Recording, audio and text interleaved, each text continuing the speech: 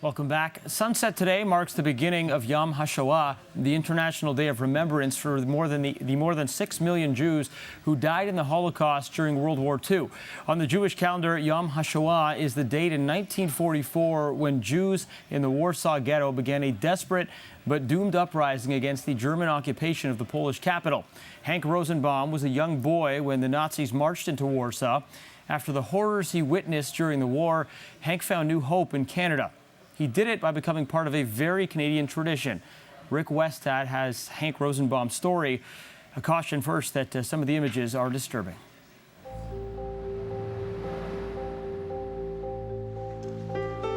Hockey is the thriving sport of Canada. If you are Canadian, 90%, I would say, love hockey. You have to take a child or a grandson to the arenas and you participate.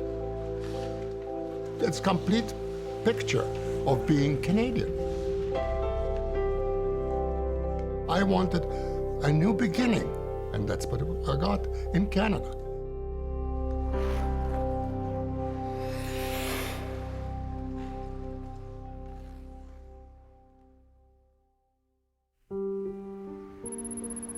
Hank Rosenbaum was born in Warsaw, Poland in 1936. His father, Israel Rosenbaum, was a businessman. Life was good for him, his wife, Sarah, Hank, and his younger brother. My father was a very successful shoe merchant, and we were very comfortable. And then it started like the nightmare of the Holocaust. In September 1939, the armies of Nazi Germany marched into the Polish capital. Warsaw's 400,000 Jews had their property seized and their schools closed. They were herded into a ghetto and sealed off from the rest of the city. It was traumatic for a kid to be put into a little house which has 13 families in one house. You had coupons to get some food from the Germans, which was never enough, and used to starvation diets. We saw dead bodies all over the sidewalks. Those were horrible times. Desperate to escape, Hank's father managed to get his family smuggled out of Warsaw. They fled to the neighboring town of Lukov, where they had relatives. When rumors began that the Germans might come there, Hank's father left to look for another hiding place. While he was gone, the Germans arrived. Hank, his mother, and his younger brother were among 20 Jews who hid in an attic behind a false wall. SS came from all sides, started pulling people out from their homes. What could you see when you looked outside? I could hear, not just see. I could hear the shooting. They were hunting people like they were hunting rabbits, and this was going on all day. What happened with your little brother when he was in that hiding space? He was a small child. He was crying.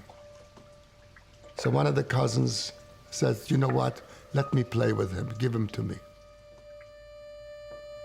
Meantime, he didn't realize that they took him and put a pillow on him and suffocated him. People want to survive. I don't hold it against them. They wanted to live.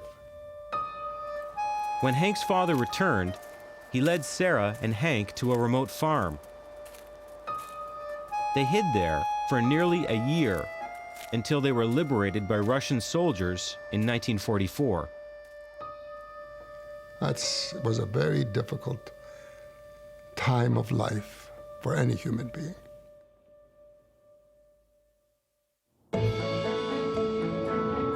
In the early 1950s, Hank made his way to Toronto.